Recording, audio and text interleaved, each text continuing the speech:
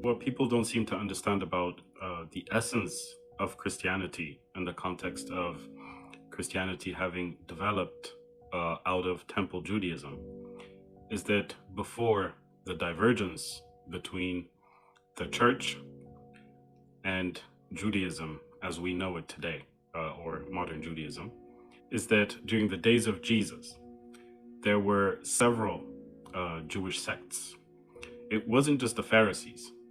There were at least 4 or 5 different groups, 5 including the Christians who were Jews. So the Pharisees, the Sadducees, the Essenes, and the Zealots were different groups. And the Sadducees and Pharisees hated each other. They didn't have any unity.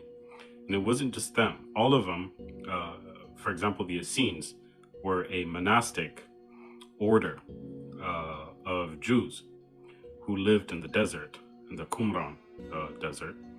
So they viewed the others as being heretical or corrupt, or as having deviated from the core teachings of ancient Judaism or the Hebrew prophets. So Christianity branched out of the Pharisaic body. Even though the Pharisees were arguably the largest body of Jews, not only did they not have any unity in terms of religion, even though they were Jews, all of them were Jews, in terms of faith, they were completely different. For example, the Sadducees did not believe in eternal life or the resurrection of the dead, which was fundamental in the Pharisaic understanding of the Judaic faith. So when Jesus came forward and had a following, a messianic movement of Jews who followed him, it was in the context of Temple Judaism at the time. It wasn't as though Christianity broke off of a unified body of Jews. Christianity appeared or emerged as a Jewish group, a messianic movement, in the context of different Jewish groups who did not have any unity themselves. This is a very important point to understand, because when we say that Christianity and Judaism separated or a divergence occurred, there was already a separation of faith among the Jews. The Sadducees, the Pharisees, the Essenes did not have a common faith because they viewed one another as heretical.